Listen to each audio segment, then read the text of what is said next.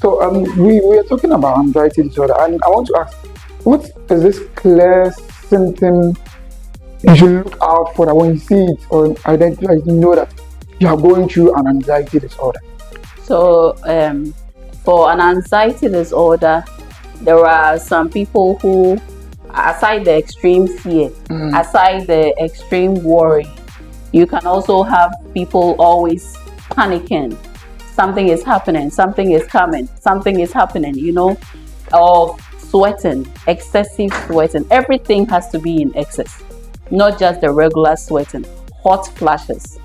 These are all signs of it. And because of the constant or persistent worry, it seems to drain their energy. So the person is also physically tired.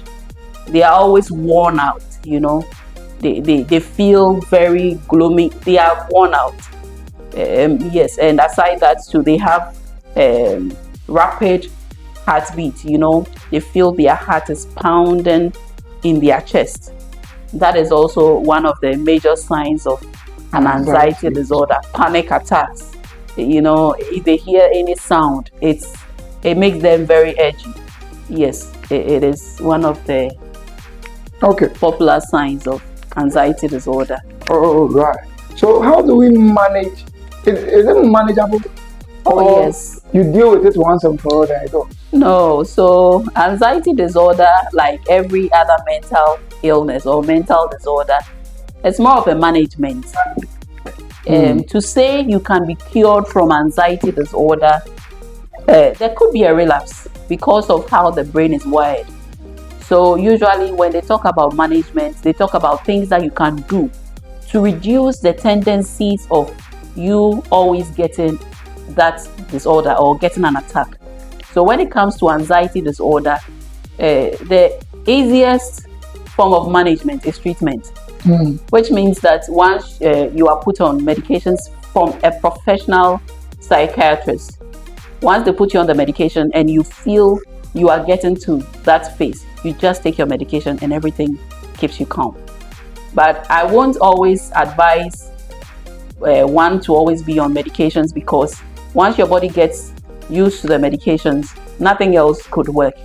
So I first would advise that maybe you think about other non-medical forms, which could be relaxation. So maybe you could get a neutral place, maybe sitting by the beach, seeing things that keeps you calm, engaging in a new hobby, which could be maybe cycling, swimming, or even knitting, crocheting. Anything that takes your mind off any stressful thing that gives you that creeps or that gives you the panics. Another way is probably you change the lifestyles, as in do some lifestyle modification. So one other way could be that if it is an environment you keep exposing yourself to that keeps giving you that anxiety disorder, that keeps you tensed, probably it's time to change location. If it's a job situation that keeps you in that constant fear or constant worry, then probably it's time to change job. If it's your even a living area, for some people it is where they live that gives them the creeps. Maybe there's something in the environment that always gives them the unusual sense of anxiety. So probably it's also time to change your location, as in consider changing your location. So change of environment also counts. It helps. It helps a lot. Some environments are very relaxing. Some locations are very relaxing. They lifts your mood. Some environments are very depressing. So little bits of these, as in these shared ideas, could help, even if not fully heal you. It can manage the rate or the tendencies of you having a panic attack or an anxiety disorder. Oh, okay. So we want to continue by talking about phobia. Phobia. The only phobia I know is hassle. Never knew there's another thing called phobia. So what are When we say phobia, what is it? So phobias are also persistent fear of an object, of a substance, of something or a situation. Is it more like an allergy? Can you say that? No. So allergies could be internalized, but phobias are things outside. Oh, that okay. that can cause a reaction in within. But phobias are towards things. Yes, it could be inanimate objects, it can be animate objects, as in it can be animals, it could be even natural environments like thunders or rain. Yes, people are alleged. People have a phobia to everything, even to air. Yes. Interested. Tinipa no so from. Those ones would have to research, but there are people who fear, yes, air. Okay, so with someone with such conditions or situation, how does the person come out of such? Okay, so when it comes to phobias, managing a phobia is also very technical in the sense that there are ways in which exposure techniques. Okay, so if a professional knows that I am maybe allergic, I have a fear towards enclosed areas, and they want to help me overcome my phobia. They can start by exposing me to my fear in stages. So I get to the stage where I am no longer afraid of it. Okay. That is one way of overcoming your fear or your phobia. Another way is by cognitive so there's something we call cognitive behavioral therapy, and in those ones we replace the bad experience with a positive feeling. So if you have always grown up thinking that maybe water is not good for me, you are always afraid of water. So when you see water anywhere, you don't want to get close, like a cat or a dog. Yes, what we can do is we'll start to put in you the right or the positive reasons why you should get close to water. This is just an example, you know. So instead of you always thinking about water will drown me, you could think about water as a form of transportation, or maybe water as a way of even keeping clean. You know, so instead of thinking about it as a way of being drowned, as in you drown in the water, you rather think about, okay, when I bath, I'll rather feel good, or I would be clean. Yes, so gradually by exposing you to these positives, you will start to have a change of mind and accept your fear as not a fear but as an advantage. Okay. Yes, that is also one of the ways. Then medications, but those ones are also in severe cases, because you know some people can have their phobias and it can generate in panic attacks. So those are extreme phobias where the person actually comes into contact with their object, as an object of fear, let me call it that, an object of fear, and the person panics beyond what their heart can take. You know, such people may need anti-anxiety drugs, which would also help to calm them down, because you know phobias can also lead to panic attacks, which can equally lead to anxiety disorders. The mental disorders are related to each other. One can be translated to the other. It's linked, so their managements are also similar. Yes, I see. so that is all right. So continuing from there, we want to talk about PTSD. You want to know what it is, and then how we can also manage that one too. So when we say PTSD, so when we talk about PTSD, it's just post-traumatic stress disorders. So post-traumatic stress disorders can come out of any experience that an individual has gone through and wasn't really a good experience, something very traumatizing. It could be physical experiences, it could be emotional experiences, it could be even experiences that didn't happen to you as an individual. It happened to somebody, but you witnessed it. So it puts some fear or agitation in you. Okay. That anytime something reminds you of it, it brings some intense fear, or people act out when they have that as in. So past incidents, past life, things that probably someone did to you, from childhood, stuff like anything like that, anything that your brain refuses to let go. The teacher you fear so much when you were a kid. The teacher should have done something that has refused to leave your brain or your head. The way you were so much scared about that auntie of yours you were living with when you were a kid. Something like that. So for that reason, you may not want to come into contact with that auntie, or it puts some chills or some fear in you. So with this kind of situation, what do you do? Okay, so when it comes to post-traumatic stress disorders, just like face the person head on. Okay, so just like other mental disorders, in PTSD, sometimes, as in part of its treatment, some of its treatment has to do with still medication, some too has to do with exposure.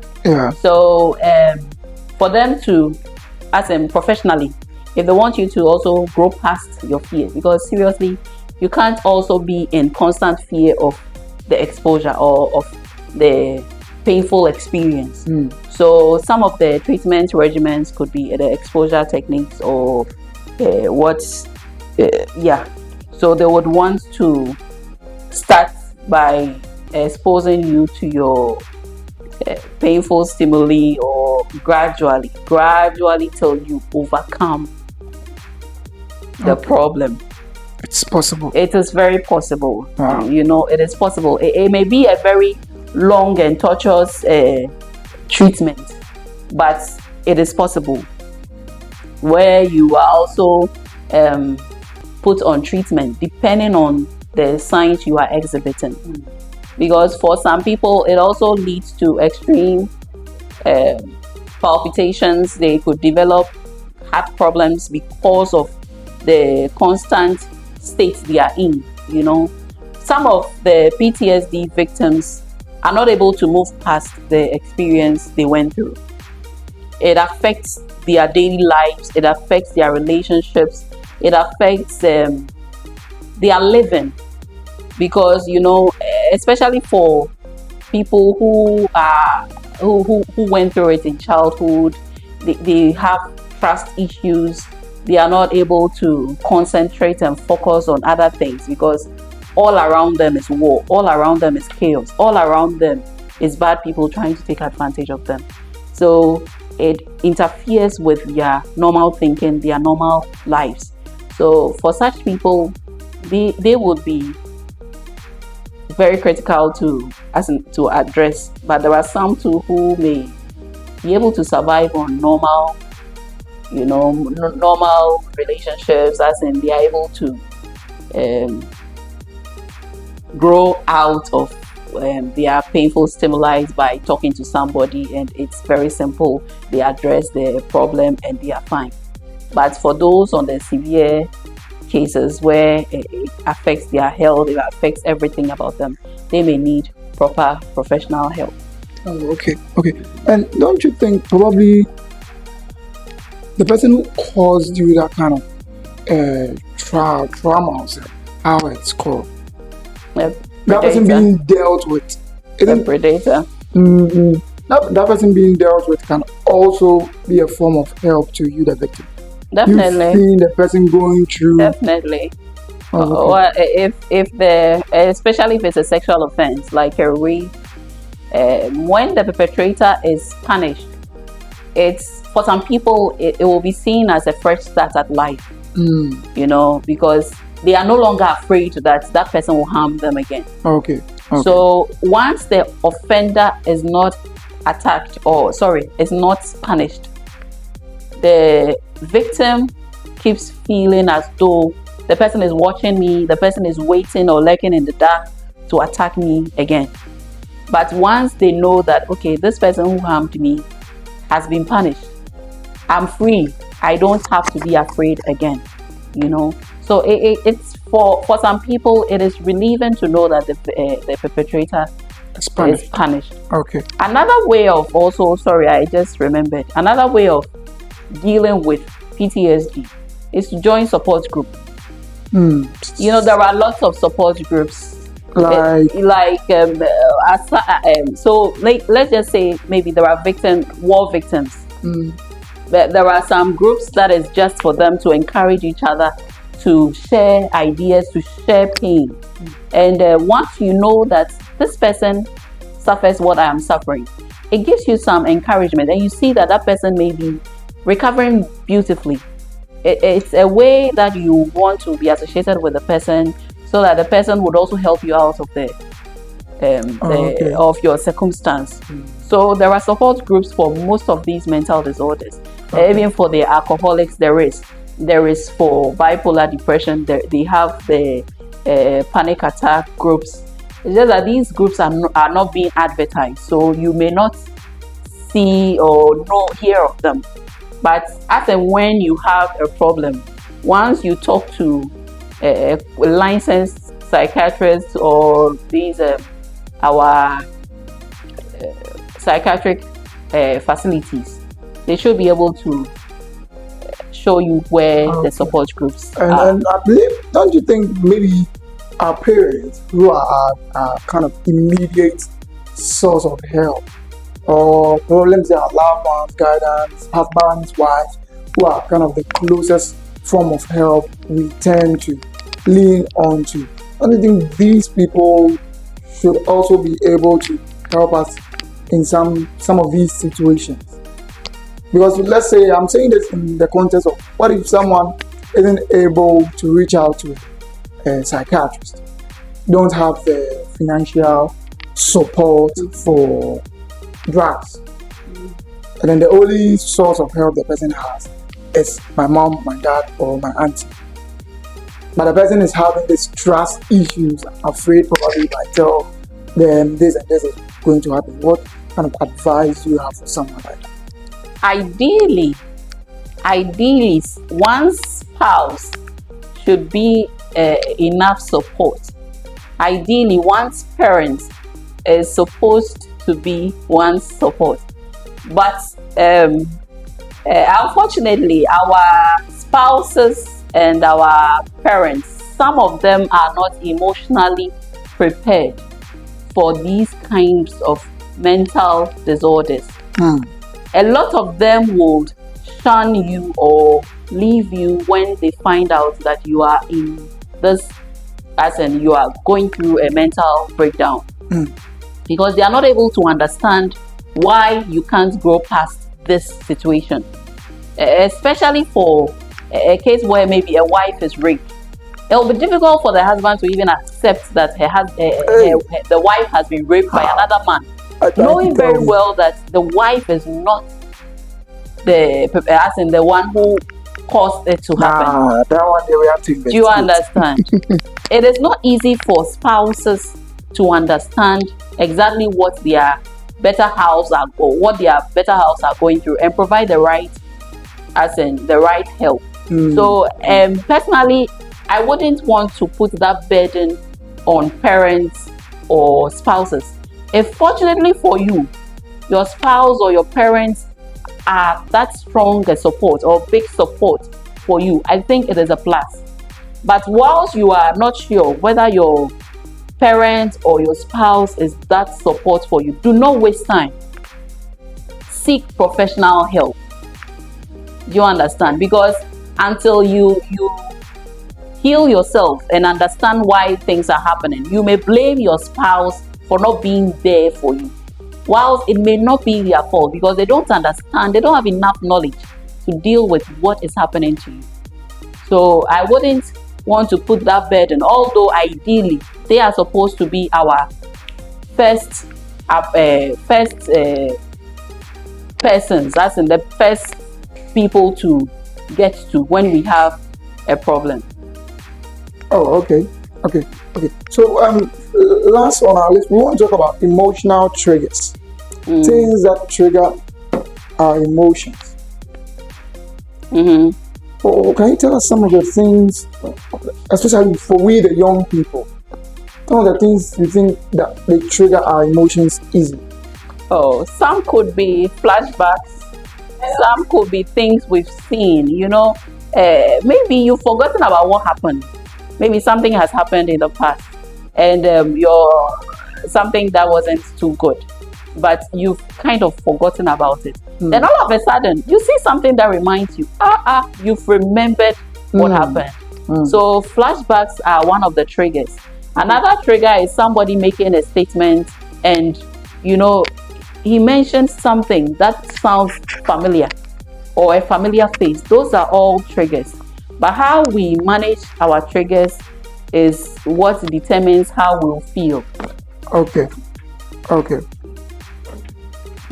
So emotional triggers are, yes, they exist, but it's how you turn them around. That is what would make you, either you'll be angry or you'll be okay with it, with whatever is triggering your emotions. Yes. So how is there a way to deal with it? Maybe you lost your mom and then someone made a comment that kind of triggered that emotional disorder in you. What do you do? Honestly, you just have to deal with the pain. You have to deal with the pain and move on. Wow. Because there is no other way to deal with loss. If you pretend the loss didn't happen, that is when it drags. But it has happened. We have to deal with it as the pain came. Because once in a while, you will get the trigger. Once in a while, just like somebody who might have lost their father many years ago. Then they went for a wedding, innocently went for a wedding, only to see the bride dancing with the father. It triggers something. If I had a father, I would also have this. So the triggers will come, but I will say that what you turn them, what you turn out of it is what will either weigh you down or make you even stronger.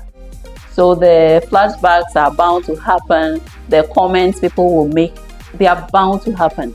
But then, how are you processing that information, or how are you processing that pain? How are you processing that joy? Those are the things that really matter. Oh, okay. So basically, you have to develop some form of emotional intelligence. Be matured. Be matured about whatever is happening. You lost your parents, but how have you been? How have you been? You don't always make a statement like, "Oh, if my father were alive, I would have been here." No. How have you been able to turn your lemons? Did you turn it into lemonade? Did you turn it into jam? Or you just turn it into lemon juice? It is also fine. But you don't just sulk over whatever has happened or whatever emotional rush you have. No, you have to move past it in a matured way. All right. We want to talk about this last topic, then we are done. We want to talk about depression. Why do people get depressed? Oh, depression, dear. Anybody can get depressed though. Depression has got no name tag. Depression can happen to anybody, to the young, to the old, to the doctors, to the clerics, to the market woman, to the educated, to the uneducated. Depression can happen to anybody, and you can take any form. So one can get depressed because they lost a job. One can get depressed because they lost a relative. One can get depressed because of a broken relationship.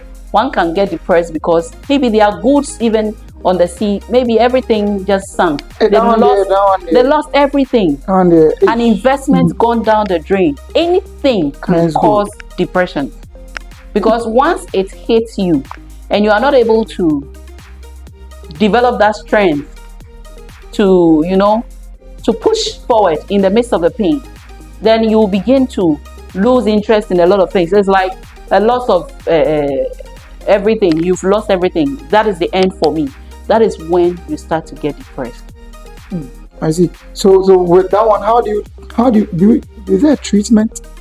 Yes, there is treatment for every mental disorder. So you can treat it or manage it? It's management, sorry. So the treatment would help you to manage it. But for depression, honestly, you can get out of depression. It's just that you can't get depression is not like a cured problem. Okay.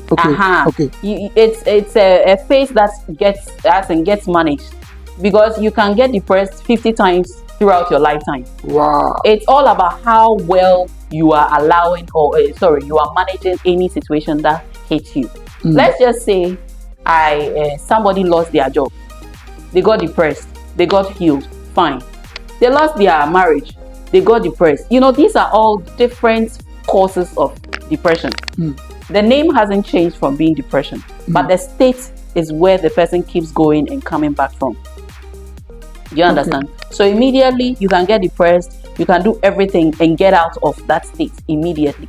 Is that this attitude or trait you should develop or adapt to that can help you overcome some of these depressional conditions? Because it's something that you can easily fall into. Oh, you can easily get depressed. So you just have to be an I don't care person, so that is there something like that? Okay, so with depression, you need a lot of support. You need support from the people around you. You will need to seek professional psychiatric attention. Yes, you need to talk to a professional. They could put you on antidepressants. A quick one. So with depression, do you need spiritual help? Is spiritual help necessarily? I will leave that to the pastors. I will leave that to the pastors because, so the reason why I'm saying that is, for some people, being in the presence of their spiritual, as in deity, which is for a Christian, if they are in the presence of God, if they listen to spiritual hymns, if they listen to the word of God, some form of relief. It relieves them of their problem. It is a form of it lifts their spirit. It makes them not feel so helpless and hopeless again. So yes, in the spiritual world, I believe if you believe in it, it works. But whilst you are focusing only on the spiritual side, you can equally seek help from the psychiatric, as in the professionals. Okay. All right. Thank you very much, Madam. Thank you very much, Madam. I think we will end